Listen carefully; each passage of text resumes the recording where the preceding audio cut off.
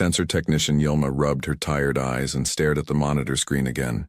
The green dots showed normal space traffic in Sector 7 Alpha, 3 cargo ships moving between mining colonies, 2 patrol vessels on routine duty. Everything looked normal for another quiet night shift aboard the monitoring station. She took a sip of her bitter caffeine drink and checked the time. Only 2 hours left until her shift ended. Yilma had been doing this job for 3 years now. Watching. Empty space got boring fast. Most nights nothing happened except the same old ships following the same old routes. The screen beeped once, then twice. A new dot appeared at the edge of the sector map. Yilma frowned and leaned forward. The dot was moving fast, very fast. She ran a quick check on the ship's identification code. Nothing came up. The computer showed no match in the database. That was strange. Every ship in the galaxy had to be registered with the Zephyrian Empire. It was the law. No exceptions. Yilma tried the search again, thinking maybe she made a mistake. Still nothing. She felt her heart beat faster. In 3 years of watching the screens, this had never happened before. Every ship always had a code. Always. Yilma opened a communication, channeled to the other monitoring stations in nearby sectors. Station 7 Beta, this is Station 7 Alpha. Are you seeing anything unusual on your screens? The reply came back quickly. Negative 7 Alpha. All normal here. Why do you ask? I have an unknown contact moving through my sector. No identification code on file. There was a pause. Run your systems check again. Probably just a glitch. Yilma ran the check. All systems showed green. Everything was working fine. She looked back at the screen. The unknown ship was still there, still moving at incredible speed. She calculated its velocity and her eyes went wide. The ship was traveling 40% faster than the theoretical maximum speed for any known engine type. That was impossible. The best Zephyrian military ships could not move that fast. Her hands shook as she reached for the emergency communication button. This was way above her pay grade. She needed to contact Admiral Kethavar Zol immediately. The Admiral's face appeared on her screen a few minutes later. He looked annoyed at being woken up in the middle of the night cycle. This better be important. Technician, Admiral Zol growled.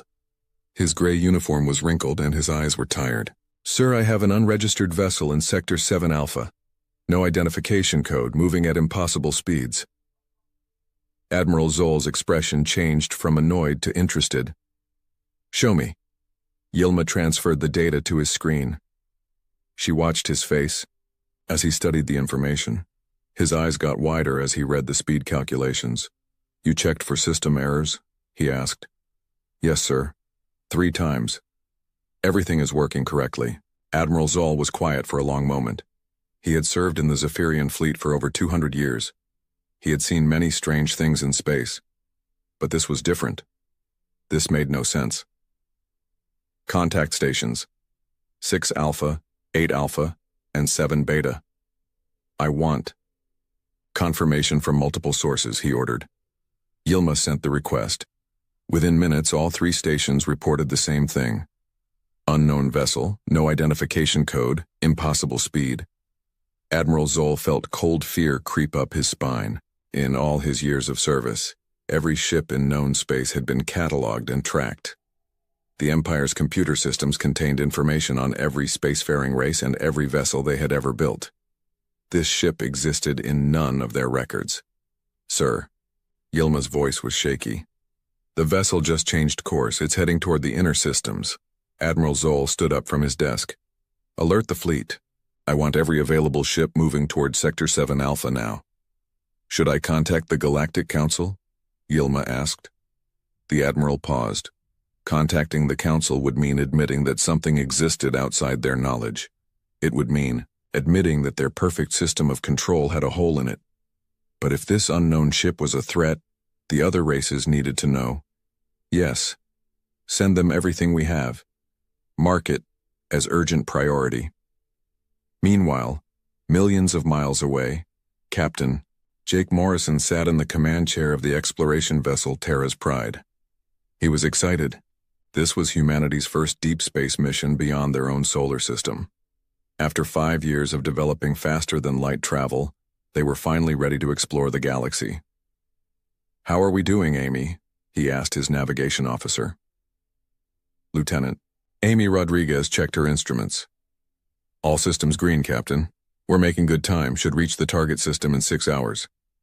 Dr. Sam Peterson looked up from his science station. "I'm picking up some interesting energy readings from nearby systems.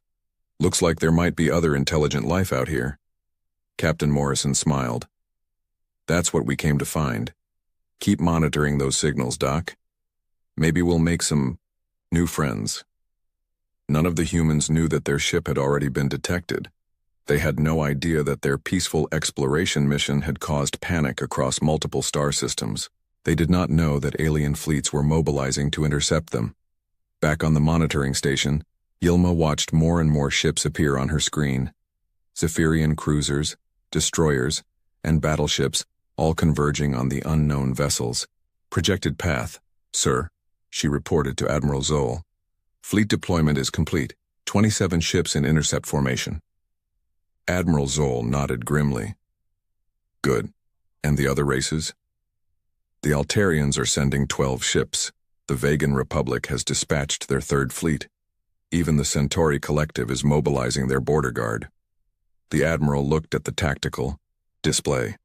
Hundreds of ships from dozens of different races were moving toward one target, all because of a single unknown vessel that should not exist. "What are you?" he whispered, staring at the lone dot on the screen. "Where did you come from?" The dot continued moving through space, unaware of the massive military response it had. Triggered. Inside that small ship, 3 humans continued their peaceful mission, excited about the possibility of meeting other intelligent life. They would get their wish soon enough. The emergency meeting of the Galactic Civilization Council had never been called so fast. High Counselor Murthok stood at the center of the great circular chamber, his forearms gesturing wildly as he spoke to representatives from 47 different star systems. "An unknown vessel has appeared in Zephyrian space," he announced. "No identification codes, no match in any database. The ship uses technology we do not understand." Worried voices filled the chamber. The Altarian delegate, a tall, blue-skinned being, stood up. "How is this possible? Every spacefaring race has been cataloged for over 3,000 years. General Vextar, the Zephyrian military commander, activated a holographic display in the center of the room. The image showed the path of the mysterious ship through space. The vessel appeared at the edge of Sector 7 Alpha 12 hours ago," he explained. "It moves 40% faster than our best ships. Our sensors cannot identify the hull material or engine type." A reptilian delegate from the Draconis system hissed softly. "Could this be a new weapon? A scout ship from an enemy we have not discovered?" High Counselor Murthok nodded gravely. "That is our greatest fear. We have mobilized fleets from 6 different empires to intercept this vessel. We must know what we are dealing with." Far away from the council chamber, Captain Jake Morrison was having a very different kind of meeting. He sat around the small table in Terra's Pride's dining area with his 3 crew members, eating breakfast and discussing their mission. "The energy readings are getting stronger," Dr. Sam Peterson said between bites of synthetic eggs. "I think we're getting close to inhabited systems." Lieutenant Amy Rodriguez pulled up a star chart on her tablet. "According to our calculations, we should reach the target system in 4 hours. If there are intelligent beings there, this will be the most important day in human history." Commander Lisa Park, the ship's diplomatic officer, smiled with excitement. "I've been preparing first, contact protocols for months. I have translation programs ready and gift packages prepared." Captain Morrison nodded. "Remember, everyone, we represent all of humanity out here. We need to make a good first impression." None of them noticed the dozens of alien ships that were slowly surrounding their position. The human sensors were not designed to detect the advanced stealth technology used by the galactic fleets. On the bridge of the Zephyrian flagship, Admiral Kethvar Zoll studied the tactical display. His ships were in position, along with vessels from 5 other races. They had created a perfect trap around the unknown ship's projected path. "Sir," reported his communications officer, The vessel is slowing down. It appears to be conducting some kind of scan of the nearby star system. Admiral Zoll felt his stomach tighten. Scanning for what? Military installations? Weak points in our defenses? Unknown, sir. The scanning pattern does not match any known military reconnaissance protocol. The Admiral made his decision. All ships move to intercept positions. Activate full shields and charge weapons. Do not fire unless fired upon, but be ready. Captain Morrison was looking through the observation window when Lieutenant Rodriguez called out from her station. Captain, I'm detecting multiple ships approaching our position. They're coming from all directions. Morrison hurried to the bridge. How many ships? At least 30, sir. Maybe more. They're using some kind of advanced stealth technology that's interfering with our sensors. Dr. Peterson looked up from his science console. Captain, these ships are huge. Much larger than anything we could build. And the energy signatures are completely different from our technology. Commander Park felt her heart racing with excitement and fear. This is it. First contact. Captain, we need to follow protocol. Morrison nodded and sat in his command chair. Open a communication channel on all frequencies. Let's introduce ourselves. The message went out across space in dozens of different languages and mathematical formulas. This is Captain Jake Morrison of the Earth vessel Terra's Pride. We come in peace from the planet Earth. We seek friendship and knowledge. Please respond. On the Zephyrian flagship, the communications officer looked confused. Sir, we're receiving a message from the unknown vessel, but the language is not in our database. Play it, Admiral Zoll ordered, the bridge filled with the sound of Jake Morrison's voice speaking in English. None of the aliens understood the words, but they could hear the calm, friendly tone. Run it through the universal translator, the Admiral commanded. Moments later, the translated message played back. Admiral Zoll's eyes widened in shock. Earth? That planet is not in any of our star charts, and what does he mean by first contact? The communications officer was working frantically at his station. Sir, I'm cross-referencing the term Earth with all known databases. No matches found. This planet does not exist in our records. General Vextar's voice came through the communication system from his own ship. Admiral, are you hearing this? They claim to be from an unknown world. This could be some kind of trick, Admiral Zoll thought quickly. If these beings were telling the truth, then they had discovered a completely unknown civilization. If they were lying, it could be part of an elaborate attack plan. All ships maintain position, he ordered. Unknown vessel, this is Admiral Kethvar, Zoll of the Zephyrian Empire. You have entered regulated space without proper authorization. Prepare to be boarded for inspection. On Terra's Pride, Commander Park listened to the translation of the alien response. Her excitement grew even stronger. Captain, they're responding. We've made contact with an alien empire. Captain Morrison smiled. Open the channel again. Tell them we're happy to meet them and that we want to establish peaceful relations. But as more alien ships decloaked around them, Dr. Peterson noticed something troubling on his sensors. Captain, he said quietly, all of these ships have their weapons powered up. I don't think they're as happy to see us as we are to see them. Morrison's smile faded as he realized they might be in serious trouble. What had started as humanity's greatest adventure might be turning into something much more dangerous. The alien fleets continued to close in, and the future of human civilization hung in the balance around one small exploration ship that had wandered into a much larger and more dangerous galaxy than anyone on Earth had ever imagined. The boarding shuttles approached Terra's Pride from multiple directions. Captain Jake Morrison watched through the bridge windows as the alien craft attached themselves to his ship's hull with mechanical arms and docking tubes. Remember, he told his crew, we're ambassadors for Earth. Stay calm and follow their lead. Commander Lisa Park clutched her diplomatic files tightly. I have prepared peaceful greeting ceremonies from Earth's major cultures. Hopefully one of them will seem appropriate. Dr. Sam Peterson was still studying his sensor readings. Captain, these beings are technologically advanced beyond anything we imagined. Some of their ships are over 2 miles long. The airlock hissed, open, and the first alien stepped aboard. Captain Morrison had expected something dramatic, but the creatures looked surprisingly ordinary. The leader was tall and thin with gray skin and 4 arms. His uniform was clean and military in style.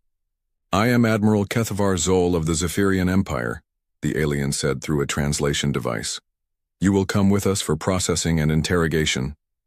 Commander Park stepped forward. "Greetings, Admiral. I am Commander Lisa Park, diplomatic representative of Earth. We request formal diplomatic immunity under standard first contact protocols." Admiral Zol looked confused. "First contact protocols? What are you talking about? All civilizations follow the same established procedures for space travel. You have violated those procedures."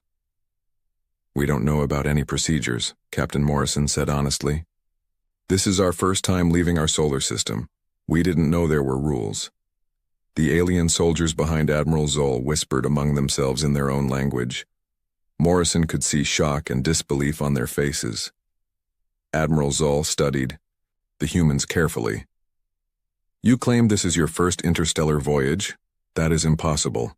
Your ship uses advanced technology that should take centuries to develop." Dr. Peterson spoke up. "Actually, sir, we only achieved faster-than-light travel 5 years ago.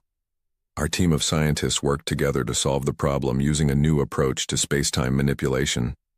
The Admiral's translator struggled with some of the technical terms. "Show me," he demanded. Dr. Peterson looked at Captain Morrison, who nodded. The scientist led the aliens to the engine room where Dr. Kate Williams was running system checks on the main drive. "This is Dr. Kate Williams," Peterson explained. "She designed our faster-than-light engine." Dr. Williams looked up from her work. She was a small woman with short brown hair and oil stains on her hands. "Oh, hello. Are you the aliens we detected on our sensors?" Admiral Zol stared at her. "You designed this propulsion system?" "Well, I led the team," Dr. Williams said modestly. "It took us 3 years to figure out how to fold space-time properly. The key was using quantum field generators instead of traditional antimatter engines." The Admiral's translator made strange noises as it tried to process her explanation. The alien scientists who had come aboard with him were taking detailed scans of the engine room. "This technology is completely unknown to us," one of them reported. "The design principles are unlike anything in our databases." Admiral Zol felt deeply troubled. In 200 years of military service, he had never encountered anything like this. These humans seemed friendly and honest, but their technology was somehow more advanced than civilizations that had been spacefaring for thousands of years. "You will all come with us to Zephyr Prime for detailed questioning," he announced. "Are we under arrest?" Captain Morrison asked. "You are persons of interest," the Admiral replied carefully. The journey to Zephyr Prime took 2 days. The humans were kept on their own ship, but Zephyrian guards watched them constantly. Dr. Williams was separated from the others and taken to a different vessel for intensive questioning about human technology. Interrogator Prime. Zelnoth was the Empire's best at getting information from reluctant subjects. But Dr. Williams was not reluctant. She answered every question honestly and even offered to explain things in more detail. "Your species developed faster-than-light travel in only 5 years?" Zelnoth asked for the 3rd time. "Yes," Dr. Williams replied patiently. "Once we figured out the basic principles, the engineering was straightforward. We had good computers and plenty of smart people working on the problem. But according to our models, such development should take at least 200 years for a new spacefaring race." Dr. Williams shrugged. "Maybe we just thought about it differently. Sometimes a fresh perspective helps solve old problems." Zelnoth studied the technical diagrams that Williams had drawn for him. The human designs were elegant and efficient in ways that baffled him. These people had somehow skipped centuries of normal technological development. Meanwhile, on Zephyr Prime, the Galactic Council was meeting in emergency session again. High Counselor Murthak paced nervously as reports came in from the interrogation teams. "The humans appear to be telling the truth," General Vextar reported. "Their planet, Earth, is located in what we call the Dead Zone. No one has ever explored that region because it appeared to have no intelligent life. And their technology?" asked the Altarian delegate. "Revolutionary. They have developed propulsion systems that are 30% more efficient than our best designs. Their energy management is also superior. A worried silence filled the council chamber. The Draconis representative finally spoke. So we have discovered a young race with advanced technology that we do not understand. What does this mean for the balance of power in the galaxy? High Counselor Mirthak stopped pacing. It means everything has changed. For 3,000 years, the Zephyrian Empire has controlled galactic civilization through superior technology and military force. If these humans can develop better technology in just 5 years, what will they create in 10 years? Or 50? The implications were terrifying. Every established power in the galaxy depended on the current technological balance. If humans could innovate faster than anyone else, they might soon become the dominant force in space. What do you recommend? Asked the council. General Vextar's expression was grim. We have 3 options. We can try to control them through treaties and regulations. We can try to learn from them and improve our own technology. Or, he left the third option unspoken, but everyone understood. They could try to eliminate the human threat before it became too dangerous. Back on Terra's Pride, Captain Morrison was trying to contact Earth to report their situation. But the Zephyrian ships were jamming all communications. The humans were trapped in a galaxy that suddenly seemed much more dangerous than they had ever imagined. Back on Earth, Admiral Grace Thompson stood in the command center of the Global Space Defense Headquarters. Red warning lights flashed across multiple computer screens as technicians worked frantically at their stations. How long since we lost contact with Terra's Pride? She asked her communications officer. 48 hours, Admiral. Their last transmission mentioned detecting other ships in the area. President Kevin Collins walked into the command center looking worried. Grace, what's the situation? Admiral Thompson turned to face him. Sir, we have to assume Captain Morrison and his crew are in trouble. They were supposed to check in every 12 hours. We've heard nothing. Dr. Ryan Foster, the director of Earth Space Defense Initiative, pulled up a holographic display showing their solar system. I've been monitoring deep space communications. There's a lot of chatter coming from the direction Jake was heading. Multiple alien civilizations are talking about something urgent. President Collins felt his stomach drop.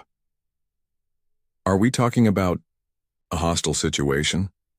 Unknown, sir. But I recommend we send help immediately. Admiral Thompson nodded. I agree. We have 12 ships ready for launch.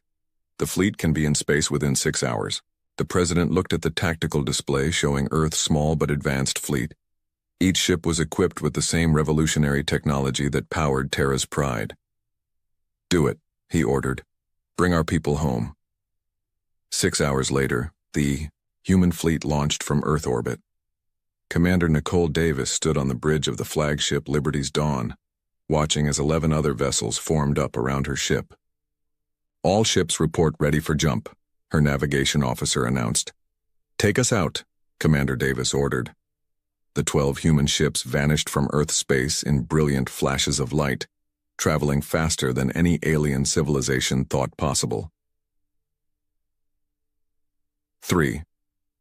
Days later, the human fleet appeared at the edge of Zephyrian space. Their arrival was detected immediately by the same monitoring stations that had first spotted Terra's Pride. Sensor technician Yilma stared at her screen in disbelief. 12 ships, all using the same unknown technology, all moving at impossible speeds. Admiral Kethvar Zol was called to the monitoring station within minutes. When he saw the display, his face went pale. They came back, he whispered, and they brought friends. The human fleet moved in perfect formation toward Zephyr Prime.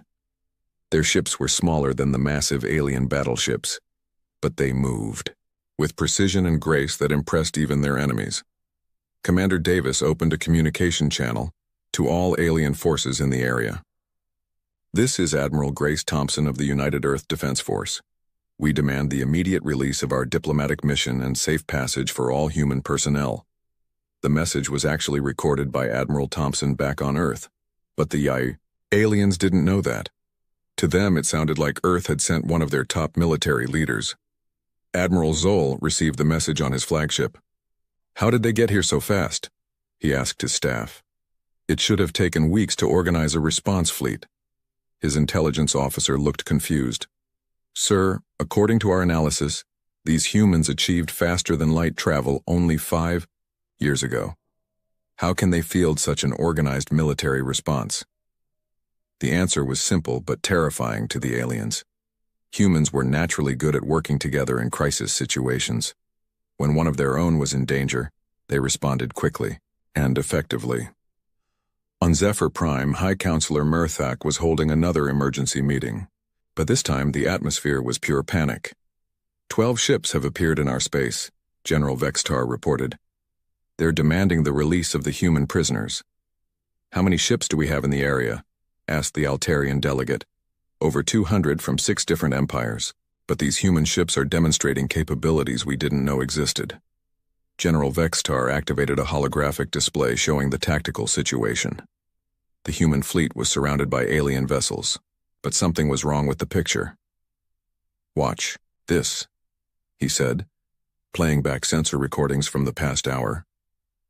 The display showed one of the human ships suddenly vanishing from its position and reappearing behind 3 Zephyrian cruisers. Then it jumped again, appearing on the opposite side of the formation. They can make precision jumps in normal space, General Vextar explained. Our ships cannot do that. We can only jump between star systems, not during combat. The council members looked horrified. If humans could teleport their ships during battle, traditional fleet tactics would be useless against them. Commander Davis was indeed demonstrating her fleet's capabilities, but she was doing it without firing a single shot. Each precision jump was carefully calculated to avoid any aggressive action, while still showing the aliens what human ships could do. Sir, her tactical officer reported, the alien fleets are repositioning. They're trying to surround us with a tighter formation. Let them, Commander Davis replied calmly. We're not here to fight. We're here to get our people back. She opened the communication channel again. Alien vessels, we have no desire for conflict. Release our crew and we will leave peacefully. Continue to hold them and we will demonstrate more of our capabilities. Back on Terra's Pride, Captain Morrison and his crew were watching the situation unfold through the porthole windows. They could see the human ships moving through space like dancers, easily avoiding the alien vessels that tried to intercept them. Our cavalry has arrived, Lieutenant Amy Rodriguez said with relief. Dr. Sam Peterson was studying the tactical display. The aliens had left active in their meeting room. Look at this. Our ships are completely outmaneuvering them. The aliens can't touch us. Commander Lisa Park smiled. Earth didn't just send a rescue mission. They sent a message. And the message was clear. Humanity might be new to space, but they were not helpless. Their technology was superior, their tactics were effective, and they would protect their own. Admiral Zoll stood on his bridge, watching the human ships move through his fleet formation like ghosts. For the first time in his 200-year career, he felt completely outmatched. Sir, his communications officer said quietly, High Command is asking for recommendations. Admiral Zoll looked at the tactical display one more time. The human fleet could have destroyed his ships at any time, but they chose not to. They were showing restraint and discipline even while demonstrating superior power. Tell High Command, he said slowly, that we should give them what they want. The Great Council chamber on Zephyr Prime had never been so quiet. High Counselor Murthak stood at the center of the room, but for the first time in his long career, he had no idea what to say. Admiral Kethvar Zoll entered the chamber and walked slowly to the speaker's platform. His gray uniform looked wrinkled and his face showed the stress of the past week. Honored council members, he began, I recommend we release the human prisoners immediately and open formal diplomatic talks. The Draconis representative hissed angrily. You want us to surrender to these newcomers? I want us to survive, Admiral Zoll replied bluntly.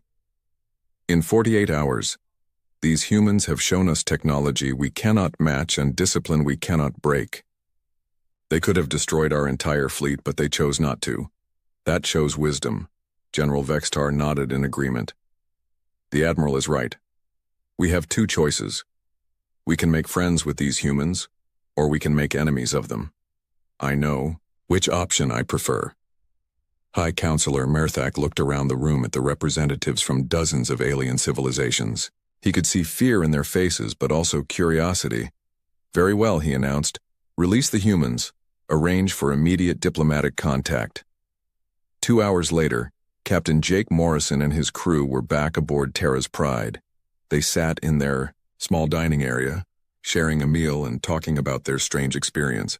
I still can't believe how fast Earth responded, Lieutenant Amy Rodriguez said. 12 ships in less than a week.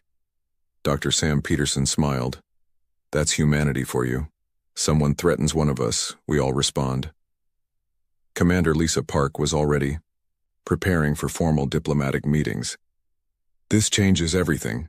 We're not just explorers anymore, we're representatives of a major power. Captain Morrison looked out the porthole at the human fleet surrounding them. Commander Nicole Davis had positioned the ships in a defensive formation, but the aliens were keeping their distance. Major power, he repeated thoughtfully. I guess we are now. A communication request came through from the alien flagship. Admiral Zoll's face appeared on their screen, looking tired but respectful. Captain Morrison, on behalf of the Zephyrian Empire and the Galactic Council, I formally apologize for detaining you and your crew. We did not understand your peaceful intentions. Morrison smiled.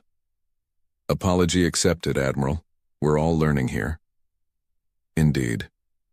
High Counselor Murthak has requested a formal meeting with your leadership. He wishes to discuss establishing diplomatic relations between our civilizations. Commander Park leaned forward excitedly. We would be honored to arrange such a meeting. 3 days later, Secretary of Galactic Affairs Laura Henderson arrived at Zephyr Prime aboard a specially designed diplomatic vessel. She was accompanied by Ambassador Maria Santos and a small team of Earth's best negotiators. The meeting took place in a neutral space station that had been hastily prepared for the historic occasion. Representatives from 47 alien civilizations gathered to meet with the humans. Secretary Henderson stood before the assembled delegates, feeling the weight of representing all of humanity. She was a tall woman with gray hair and kind eyes, chosen for her years of experience in international diplomacy. Honorable delegates, she began, Earth extends greetings of friendship to all the civilizations represented here today. We come, seeking knowledge, trade, and peaceful cooperation. High Counselor Murthak responded for the Alien Alliance. We welcome Earth to the galactic community. Your people have shown remarkable technological advancement and admirable restraint. We look forward to learning from each other, but not everyone was ready to accept the new situation. The Altarian delegate stood up during the formal discussions. What guarantees do we have that humans will not use their superior technology against us? He demanded. Ambassador Santos answered calmly. The same guarantee you give us. Our word of honor and our mutual interest in peace. Dr. Kate Williams, who had been invited to the diplomatic mission, added her perspective. Our technology is not meant for war. We developed faster-than-light travel to explore and learn, not to conquer. Over the following weeks, formal treaties were signed. Earth became a founding member of the reformed Galactic Council. Trade agreements were established, with humans sharing some of their technological advances in exchange for alien knowledge and resources. But the most important change was psychological. The old order, where the Zephyrian Empire controlled everything through technological superiority, was finished. Now there was a new balance of power. Captain Eric Johnson, commander of Earth's new exploration program, stood on the bridge of his ship as it prepared to leave for unexplored regions of the galaxy. His mission was to find new civilizations and establish peaceful contact. Captain, his science officer reported, we're detecting energy signatures from 3 different star systems. Looks like we'll have plenty of new friends to meet. Johnson smiled. That's what we're here for. Take us to the nearest one. Back on Earth, President Kevin Collins addressed the world from the United Nations building. Behind him, a holographic display showed the galaxy with Earth's new territories and alliance partners clearly marked. 6 months ago, we were alone in the universe, he told the global audience. Today we are members of a galactic community spanning thousands of worlds. This is just the beginning of humanity's greatest adventure. In the reformed Galactic Council chambers, Secretary Henderson was meeting with former Admiral Zoll, who had requested a transfer to diplomatic service. You know, Zoll said thoughtfully, when we first detected your ship, we thought it meant the end of our civilization. Instead, it marked the beginning of a new and better one. Henderson smiled. Sometimes the best changes come from the most unexpected places. Across the galaxy, human exploration ships were making contact with civilizations that had never been part of the old empire. Many of these races eagerly joined the new alliance, attracted by humanity's promise of equality and cooperation instead of domination.